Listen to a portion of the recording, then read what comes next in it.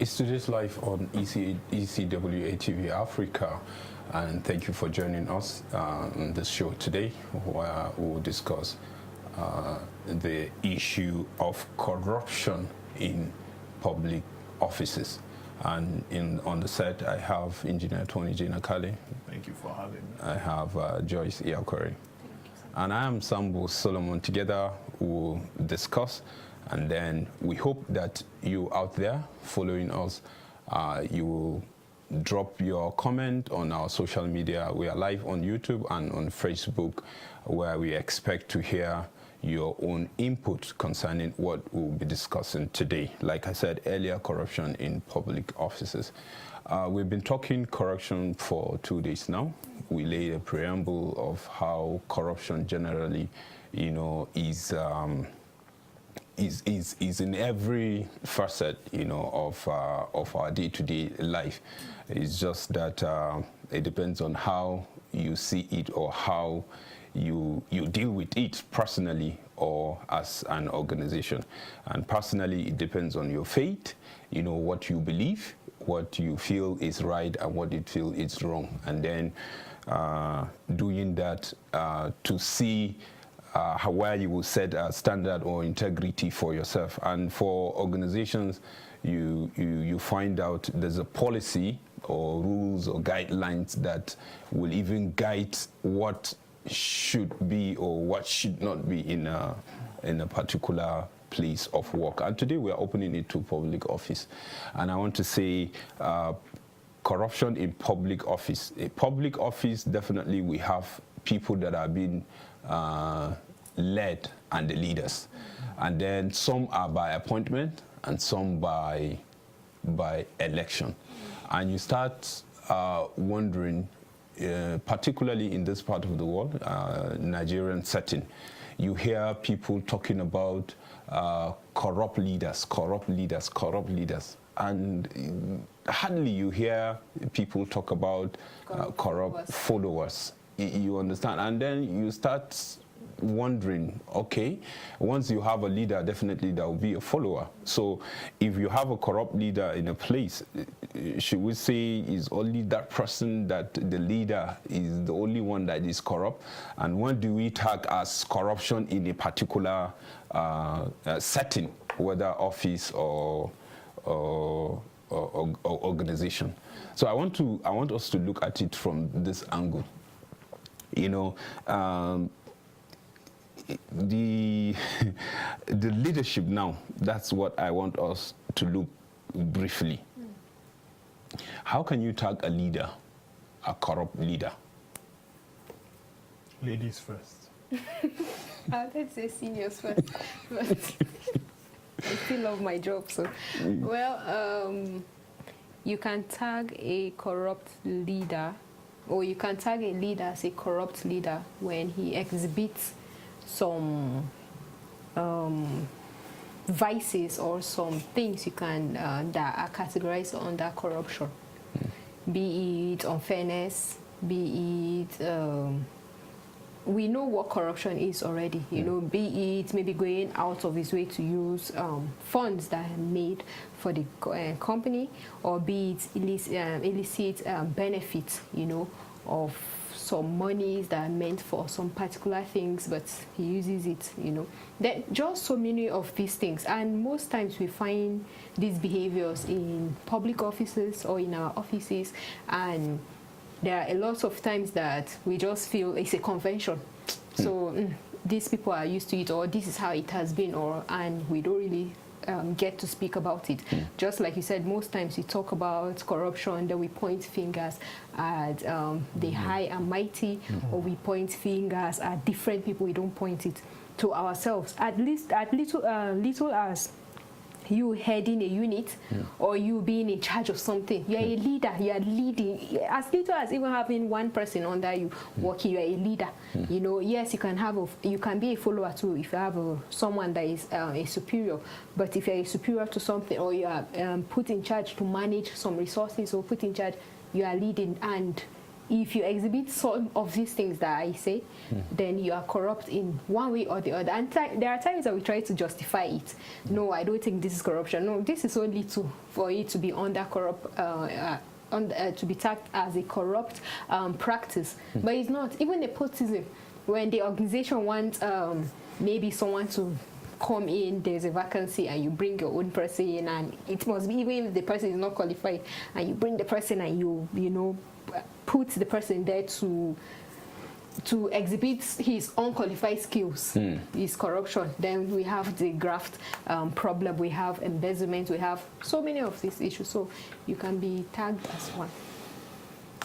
I don't think there is an extent to which we can flog the issue of corruption more than we already have done from the past days. We've been talking about corruption, but the attention today has been swayed a little bit from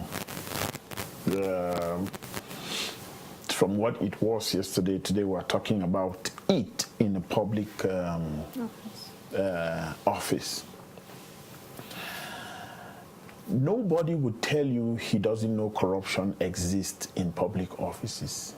You see it, you know that it's existing because it is practiced widely, without shame, without cover, without fear. You go to an office to see someone, for instance, they keep you waiting. And then somebody comes in and everybody stands up. Good day, sir, you want to see Oga? Okay, let's talk to him. And then they pick the intercom and they talk to him. Or they just push him in. And you people have been waiting. You go to the hospital, people are queuing, somebody walks in. He's healthy, he's strong, but there are people shivering on the bench or on the chair waiting to see the doctor. But somebody walks in and he goes. It's sad that we became corrupt even at the expense of people's health. At the expense of people's comfort, at the expense of people's well-being, I think is a better way of putting it. Where you expect not to find corruption, you find it there. The EFCC in Nigeria is a public office, saddled with a responsibility to fight corruption. The pastor in charge there was arrested on the grounds of corruption. Talking about Magu. ICPC, are we free from corrupt people there? Or corrupt practices there?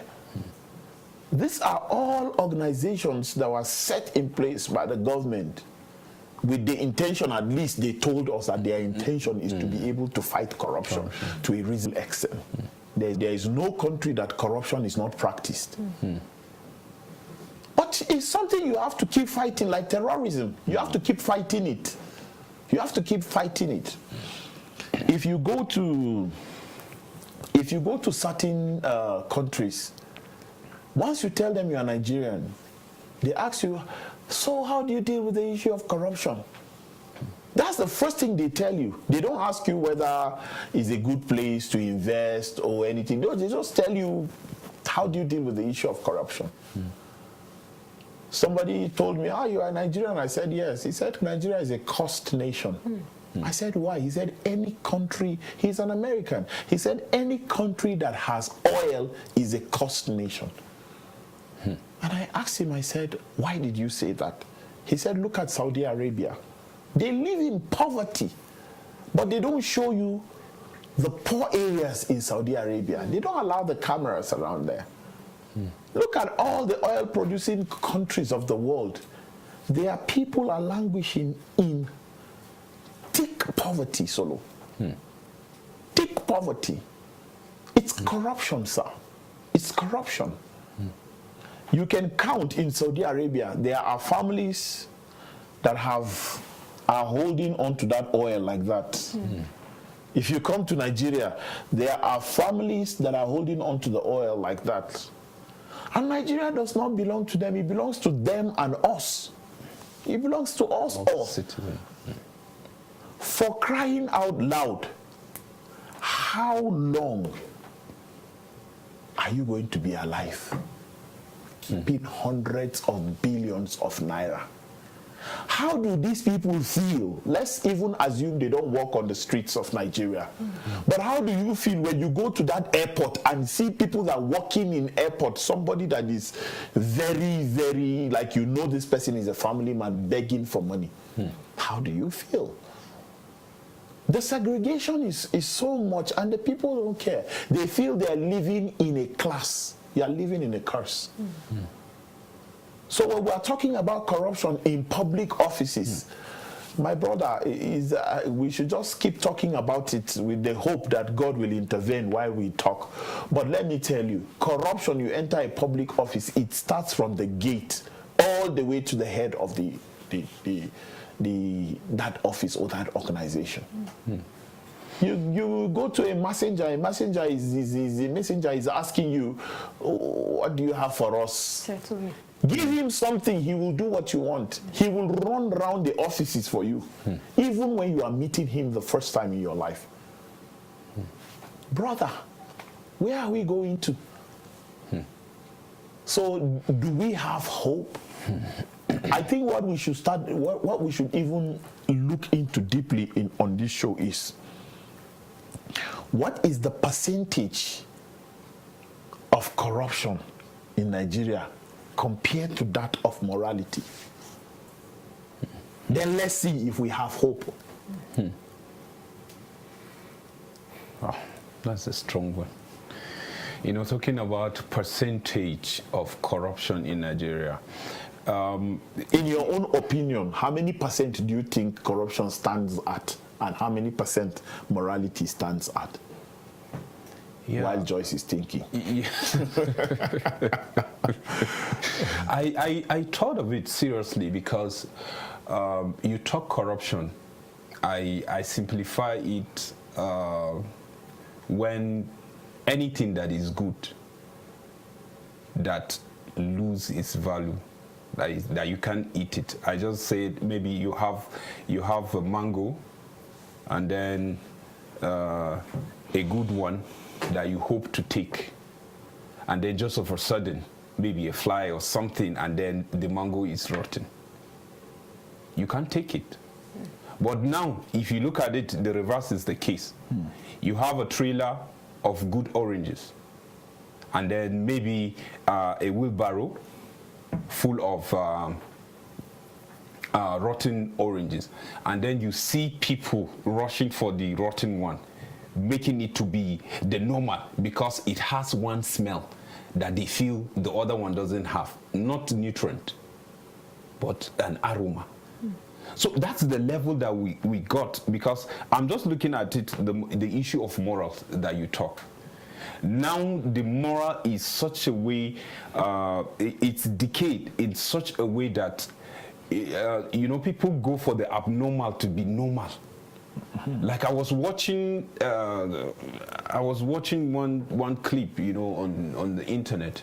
You know, a lady, sorry, with all apology to the women out there, you know, it was a concert and she's performing, and the clothes she was wearing is, even the clothes alone is not like complete.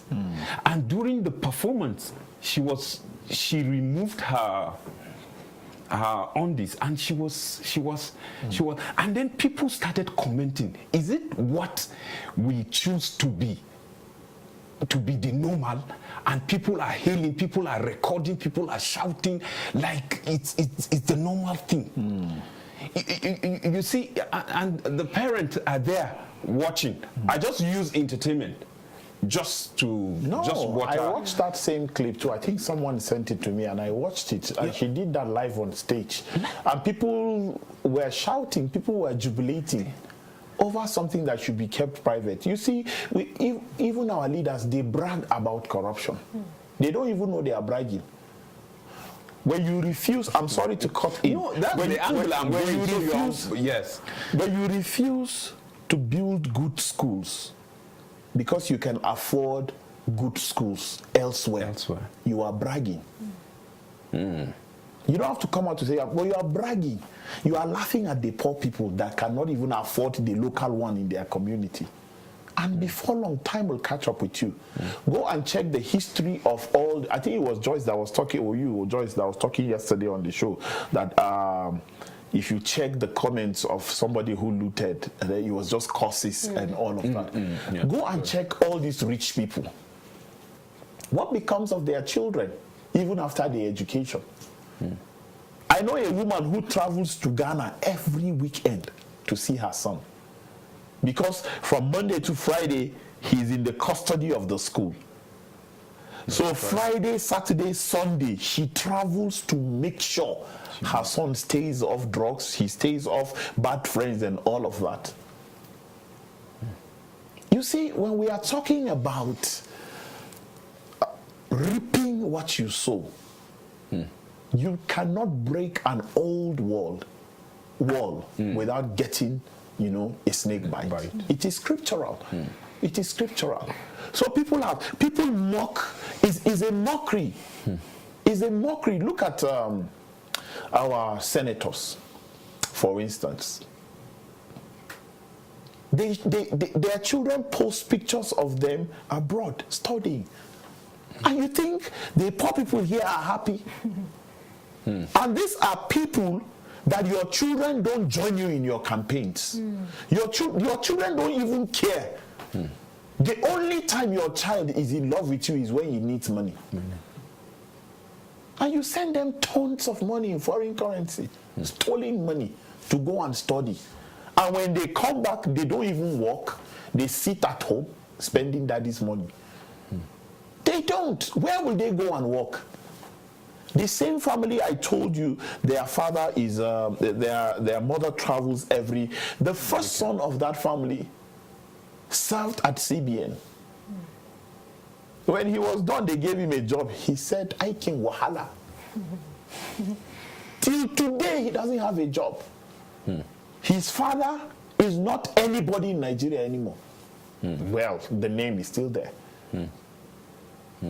So you start looking at life.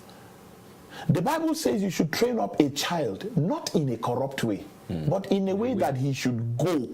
The training is not for that time when you were training him.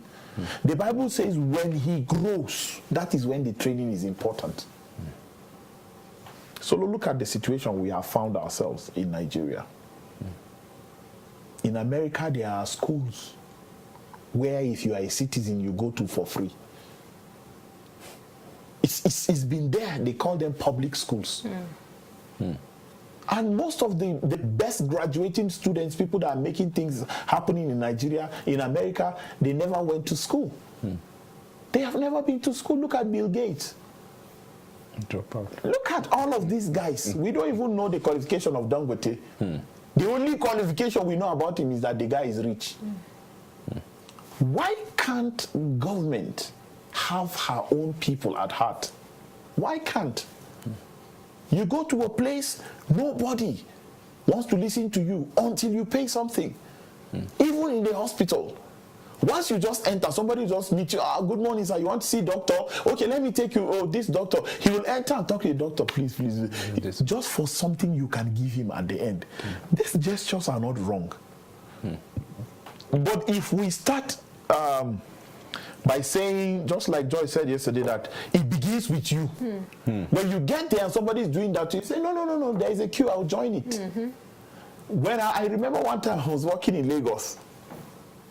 I went to a bank. What is this old bank? They have changed the name. Spring Bank. Spring Bank. Yeah, Spring Bank. It changed to so many things. Today I think it's FCMB. Yeah. So when I went in, we were queuing, and suddenly they have their headquarters at Latif Jakande Street. And then suddenly RMD walked in. He was on a queue. He joined the queue. He walked in and he joined the queue. He wore white, a very short, kaftan. The white. He joined the queue. He had his pen. He had his check in his hand. And he joined the queue. Everybody was like, RMD. He said, yeah, I come to the bank too. People were just laughing. And people were like, no, just come to the front. No, he said, why? He said, why? That he came to the bank, that he wants to do what everybody's doing. A woman in front of him, older than him, said, I'll come to the front. He said, no. If I was at the front and you came in, I would ask you to come to the front. This guy refused. The RMD, you know, he refused. He joined the queue. There were like 5 people, 6 people per queue. He joined. When he got to his turn, he dropped the check, did everything. He was not even looking for cash. I think he paid the check into, and he did that, and they collected it, and he thanked everybody and left. When will we get to a Nigeria like that? And you know, it has to do with people too. It has to do with your kind of, yeah. It has to do with your. Even when you are not corrupt, the people that you are meeting, they are corrupt. They expect. I don't know why people always expect favor when they go extra in providing service to you. On a normal day, they are paid. Their organization is paying for them to provide such services to clients. In fact, that's the reason why you are employed. Yes, but when you do it and you do it beautifully, you always expect that this person should settle you. You always expect that this person should sort you. And if you know that this person doesn't settle, you know, give tips at the end of the day, when he comes back the next time, there is this attitude that they treat you with. Let's take, for example, yesterday on my way home, where we closed at work, I was stopped at a checkpoint, a new checkpoint now, just by the House of Assembly. When I got there, the officer was like, sister, give us something, your boys are thirsty. Then I was like, why should I do that? I am also thirsty. That's why, you know, I'm rushing home to take water. That's what I told him. And he just laughed. Haba, why wouldn't I give the... You know, it got me thinking, why do we always have to do this? Imagine how many checkpoints you have to pass. And Joyce, these people are on special duty. Yes, they have been settled for that. Special. We didn't ask them. They have been settled for that. And you'll be wondering, do you know how much they will tax? And there are some times that when you don't even drop, you don't even give tips. There are times that they mishandle you. Yes. We've seen police harassment in most of the recent one, I think, is it Ondo, Ogun State, where they harass someone just because he did not give out tips. And there are people that lose their lives at the end of the day because they refuse to give tips. And sometimes, you know, when you claim that you know you're right, that's the time that they will really deal with you. They can even, your papers, everything will be complete, but they will hold on to you. Just they tell you, so you want to claim right, yes, instead of you to beg. They have these words that you will shoot you here and nothing will happen. And you'll be wondering, these people are put to protect my life. They are put to protect my property. And the funny thing is, I think these organizations, some of them don't even know what their definition of duty is. The road safety will check your papers. VIO will check your papers. Police will check your papers. Every other person will check your papers. Is it that there is no particular definition to these things, and when they check it, it might be complete. Then they will start asking you for different other things. Where is your fire extinguisher? Where is your this? Where is your that? When you provide it and they know, then they start getting angry that you are trying to claim you know you are this. You are a good citizen. It's so wrong, and before you know, they will delay you. You know, they will delay you from going to where you are going to. At the end of the day, you have to even pay some amount of money. Last week, I was reading on Instagram where someone posted a very long story that his brother was picked up. I think the brother is like 19 or 20. I think he was driving, then he had his own papers and driver's license and all. But he was stopped. They asked for money. He refused. Then he was picked up to an unidentified location. Then they asked him who will he call so that he can send money. They called the brother, and the brother was claiming right. Let me use the word claiming, because he knew everything. Like, okay, this is my brother. Everything is complete. He's just heading to school. He should be released. What did he do? He didn't do anything. He was wearing his seats, but he was wearing, everything was okay. But because he was driving a flashy car, you know, and they felt he shouldn't drive a flashy car because he's young. I don't know if it is in the constitution or if it is a training that they give them. Do you know, at the end of the day, because he was claiming right, they told him they will shoot his brother and nothing will happen, and it will be untraceable. He had to transfer 50,000 naira to them. He even brought out the account number, posted it that authorities should do something. Nothing. It died down. Joyce, you are talking to an authority that extorted from you? So which other authority are you talking about? You see, corruption is embedded in one act after the other, after the other, after the other. It was wrong to have taken him to a location other than the police station. That's one other corruption. Yes. You see, it was wrong for them to extort money. That's another corruption. It was wrong for them to threaten the guy, knowing fully well. In fact, the threat was given to someone that was not in the scenario. He was just co-opted into the conversation. So tell me, why won't we be seeing dead bodies of policemen? Have you ever seen a policeman that was thrown in a cell? Do you know what they do to them? Because these people they transfer anger. See what somebody, okay, yesterday we couldn't take a comment that came in at the tail end of the show, and I just pulled it out. I've been so distracted while the show was going on. I was trying to pull the comment out. Okay. See, he said, this is a good program. You see, corruption as a term is quite broad. But its impact on the lives of Nigerians is negatively unending. Then he says there are individual sins and corporate sins. One man's corrupt attitude can affect a society. And in fact, the origin of sin is from one man that affects the whole. Like the whole of the people, right? So, as a Christian, then he put evangelical in bracket. Try to be that different person in the society who would not be corrupt, to influence others in the educational or whatever sector that one works. Well done. Thank you. It's a good one. And you know, honestly, if we don't start talking about this corruption issue and let people also talk about it, like we said on the show, I think it was me or one of us that said yesterday or day before yesterday, our priorities are not straight as Nigerians. If we can take the things that we post on social media, if we can take the things of this life, the things that affect Nigeria, as serious as the things that we individually post, Nigeria would have been a better place. Sure, I agree with you. Solo, my point always is, how many people are responsible in the governance of Nigeria compared to those that are outside? How do they always get to overpower us? We get so scared, yet these people are powerless. We are the ones that give them the power that we think they have. They don't, sir. They don't. The power lies with us. Okay. The masses, the ordinary masses that they call. Do you know that when governors get into trouble and they feel insecure, why don't they stay in their state? They don't even go to Abuja, they travel abroad. Until you hear that this thing is calm. They come back to Abuja and they start spying. Is everything okay? Can we go back? Can we go back? Before they come back to their own state. Stay now.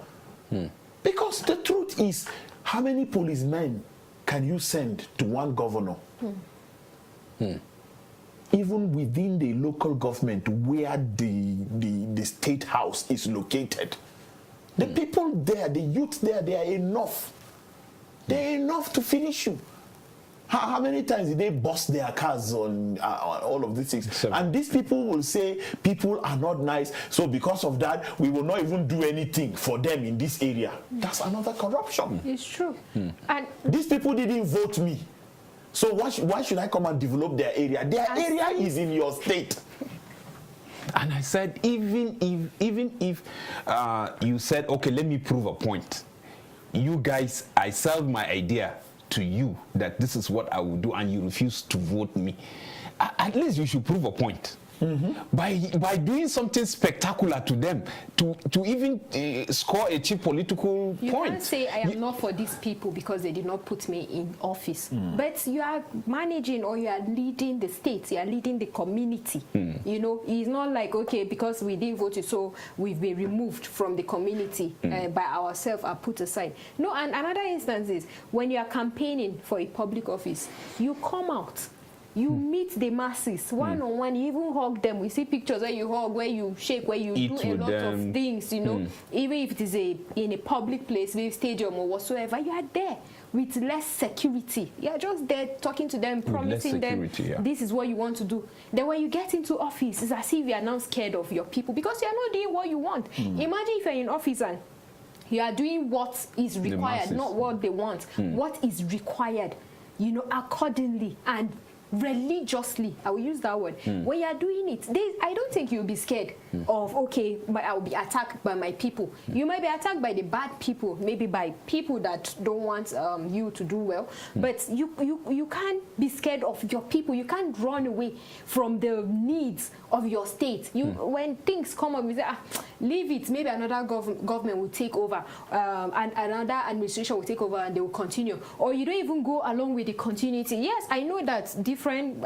administration come back with agenda, and they don't want to go ahead with what another administration left. Maybe their own priority is not road. But what is your own priority if you don't look into what is the need of the state? You can't come and tell me your priority now is to provide water to a community when you have bad roads already. You put it into your agenda so that life, we've been talking, life should be, you know, comfortable for people, for taxpayers, for a lot of citizens of the country. But it's as if every day we just expect, let's give this person a trial, let's see, and we hope, God, please help that this person will have sense in leading, or this person, you know, will be different from this person. And when the person start working, then we start celebrating some achievements that shouldn't even be celebrated as it is normal. You see, there are so many levels of this corruption that even we as a people, we the followers, we expect that just because we are following properly, just because we are loyal,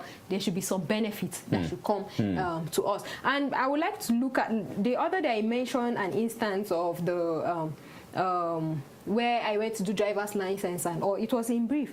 If we don't start, just like you said, if we don't start talking and even mentioning names of people, of organizations, of agencies, of we won't know the decay in these agencies. It's very good that when things happen, you should come out. Thank God we have the social media now. Just like you said, a lot of people use it wrongly.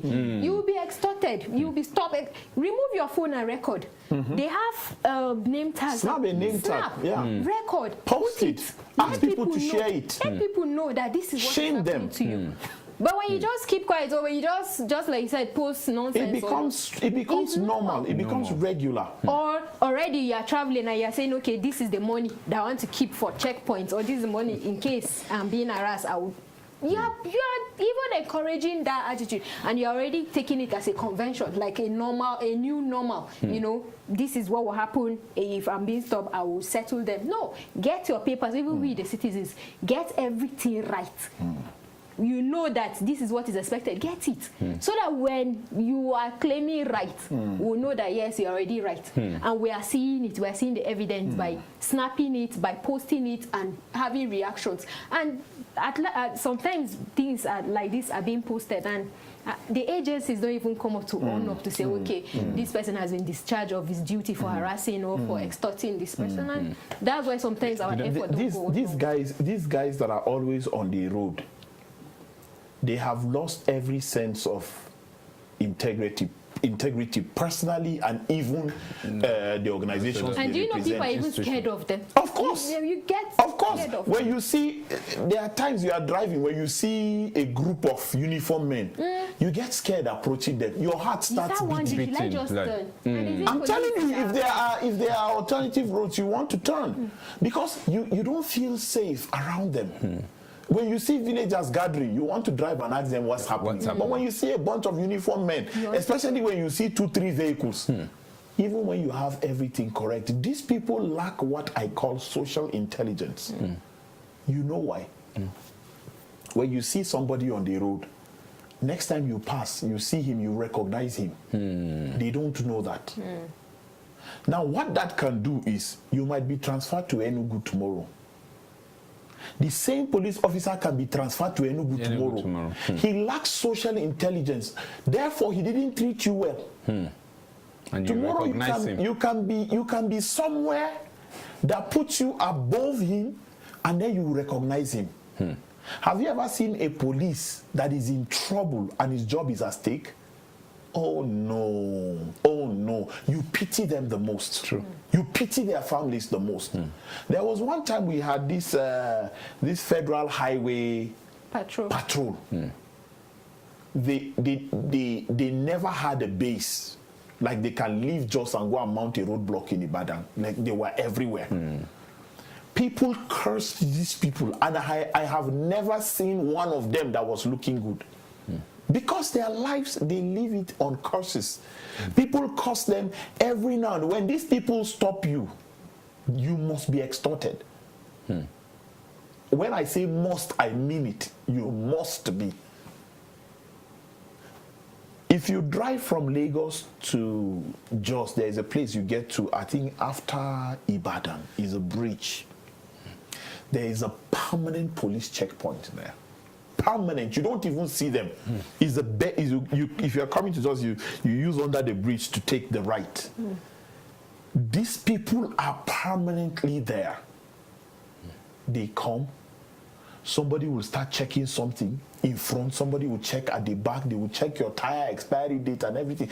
They must look for something, and they will put somebody in front and say you should go to the station. This is somebody, like Joy said, that is supposed to be your friend according to the government. Yes. I don't know the aspect of friendship that they want us to practice. From somebody that will tell you, look, if you play, I will waste you. They don't even say shoot. I will waste you now, and nothing will happen. Nothing will happen. Haba. These are people, and you want to tell me that the IG of the Nigerian police is not aware things like that are happening? The provost is not aware? No, sometimes they will tell you, like we established earlier, it's just the new normal, like you said, is a Nigerian phenomenon. What can you do? At least, even if I know, like you said, like the IG, will you say the IG is not aware? But they know, because they will tell you that there's nothing order. they can do. They are just there to just serve their time. JJ, they don't want to have a problem with anybody. They will tell you that they are sending returns. Because you have to send returns to your DPO. Your DPO has to send to somebody. This is, we know it. It determines your transfer. Sir, we know it. We know it. These things are happening in Nigeria. Everybody is aware. If you want to hear the secret of Nigeria police, meet a police that has been sent away, that has been dismissed. He will tell you. Meet a military man that is dismissed. He will tell you. Meet a civil defense person that is dismissed. They will tell you. And the funny thing is, recently there was an order that when you are being stopped by police, that the police doesn't have any right to check your phone. I think just last week. Now I think some orders, some instructions like that conflict with how with the police reactions on the way. Now this order is being given. It was out in all media stations, even on papers and all. You as a citizen of Nigeria, you are exposed to that knowledge. When you are being stopped, you can tell the police person that no, you are not entitled to check my phone. No, I can't submit my phone to you and all. Do you know how you'll be dealt with? You might even be taken to the station. You know, okay, you refuse to go in line. You're arguing with the police because they always say that you're arguing with authority. So let's go to the station. You might even go to the station and you meet the Oga there, you know, and your case will be brought forward, and it will be like, okay, you are stubborn, you refuse to be checked, and even when you insist that, no, I thought this order came out from the IG that we should not submit phones, and they will say, you don't know anything. Well, I am the Oga here, so I will deal with you. All these things, they put fear in people, and we have less trust in people that are put to even protect us. And it's just that we are focusing more on the police. There are other agencies, there are other authorities that they are supposed to provide safety. They are supposed to guide you. They are supposed, but you will end up either spending a lot of your money. Imagine, okay, reporting a case to the police station. At the end of the day, you are the one that will fund everything. They will tell you maybe they don't have fuel in their car. They will tell you they don't have airtime to even call another person or backup to join them. They will tell you. Or paper for taking statement, the biro. And you imagine they start asking some. But yeah, well spoken, you know, even you just mentioned, you know, we concentrated we focus on the security agencies, more on the police. But I feel, is it justifiable, you know, when you hear generally this time around Nigerians speaks and then they talk about corruption and you see the fingers pointing to the person heading a particular place, like the one you just mentioned. Whoever is either like the IG, the immigration, the custom boss, whatever there is, you hear people calling the name of the Oga Kwata Kwata there, like we always put here. Is it justifiable? Are we being fair to them? Well, we are not being fair to them. We are being fair to them at the same time. If I am sent to a checkpoint and I'm asked to bring 25,000 naira as an individual every week, and there are 10 of us, that's 250,000 That's your every target. week. They are giving a target like a banker. I have a wife. I have children. They are in school. If I don't meet up the target, they can put me in a place where maybe I may just even receive half of my salary, when as a matter of fact, the full one doesn't even go anywhere. So no, in cases like that, what option am I left with? The person that is asking you for 250 was probably asked for 5 million every week. So he has teams of people in various places. If you don't meet target, they remove you immediately and replace you with somebody that can do it. I was going to Gombe one time, just leaving Jos here. Somebody said, I was right in front. It was a checkpoint right in front. I was the only one. There was no car in front of me. The car in front of me had been passed, so he moved. Then somebody came with a 406 Peugeot and just drove in front of me. I was trying to kick the barricade. And then the guy that was talking to me, suddenly he stopped talking to me, and all of them gathered on that guy's car. Immediately, this guy cocked his gun. I just pulled out my phone. I thought he was going to shoot. I pulled out my phone immediately and I started recording. So when the guy went there, he just saw the guy. And then he said, what kind of driving is this? Won't you respect checkpoint? Blah, blah, blah, blah, blah. And then one of the guys just saw the driver and he said, he's one of the manager of one of our filling stations here. And then they give us fuel for truck now, Ghana. All of them, sure, sir. And he brought out money and gave them, and they left. And I have that on my phone. Okay, I think I got rid of it. And when the guy came back, he said, I can pass. I said, no, sir, what just happened? He said, Oga, you are questioning us. You want to teach us our job? Yes. I said, yes. If you don't know it, I will teach you. I said, you know me now. You travel with me. You know how I talk with them. I said, sir, this is wrong. You should stop it. And you look like a Christian. He said, Oga, you be pastor. I said, no, I am a Christian. I don't have to be a pastor to tell you the truth. The truth. Do you know what that guy might be carrying in his car?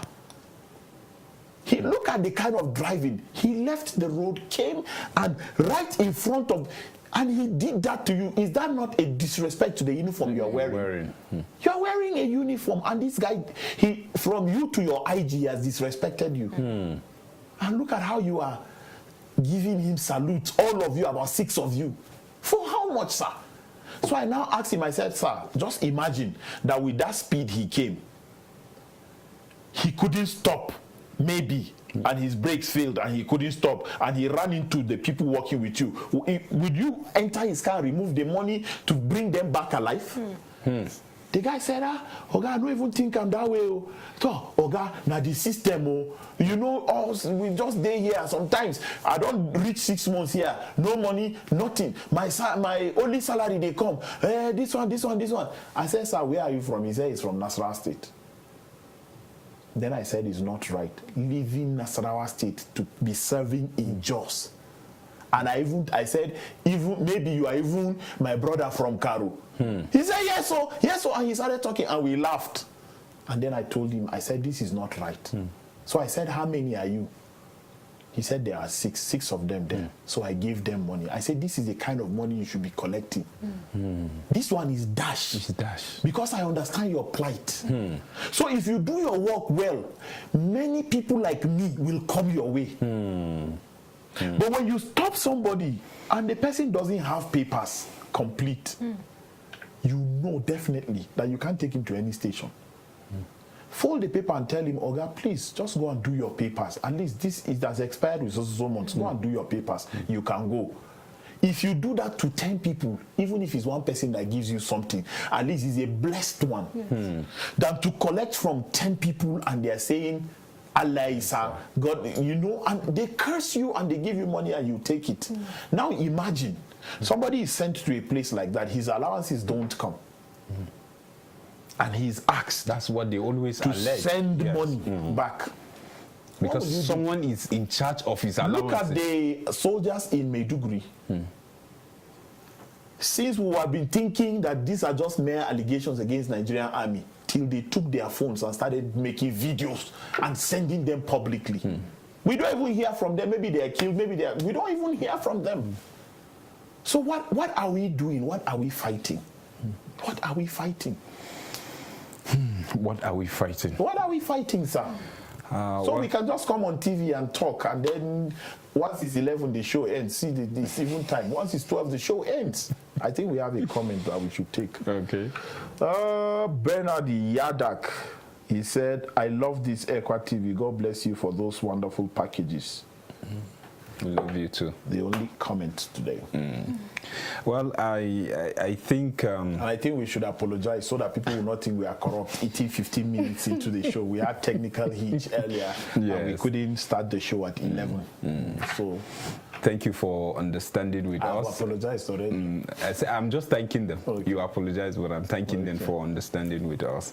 And then let them keep throwing their support to us. It's really keeping us moving. And for our Equa executive, we say thank you for allowing us and giving us this platform to do what we are doing, that we are receiving accolades from people. And that's what we stand for as Equa. We stand for nothing but the truth. And that's why always when it comes to undiluted word of God, when you jam Equa, I think it's a place to be. And that's what we are promoting. Just do the right thing. Thank you for doing today's live with us. And I believe tomorrow we will continue. And I want to see, you asked a question, sir, earlier, that let's check the percentage. You refuse to answer it too. Yes. You know, okay, quickly, let's answer it. Morality and corruption. How many percent morality, how many percent corruption? Okay, what I was thinking, because... so that we can just end the show. It's already 12. Okay, what I was thinking, sir, can I just learn? Okay. Yes. You are the host. Okay, I'm just thinking, because it's a big question, if we say we would discuss it, because you are talking percentage, and I want to see when we talk percentage, and you ask a question, do we have hope? That's where it struck me. And it depends on what is in the people's mind out there. Okay, can we talk the percentage tomorrow? Can we profess solution tomorrow? Do we have hope? If we have hope, okay, where is the hope coming? Can we discuss that tomorrow? So what is your percentage for corruption? I would say 80%. Then 20 morality, or how many? Morality, the decay? No, like how many moral? Okay, like compare the 20, morality. sir. 20, Joyce. I would say it's 5% for corruption, then maybe 15 morality. No, because if you check deep, it's not morality that we really have. We hide it under, we hide our sins and we practice hypocrisy. Okay, so I think on this basis, tomorrow's show can be formed. Okay. Thank you so much, sir. You're welcome. Thank you for doing this with me today, Engineer Tony J. Nakali, and then Joyce Iyakwari. Viewer, remain blessed and hook to Equa Television for other programs. Thank you, and God bless you.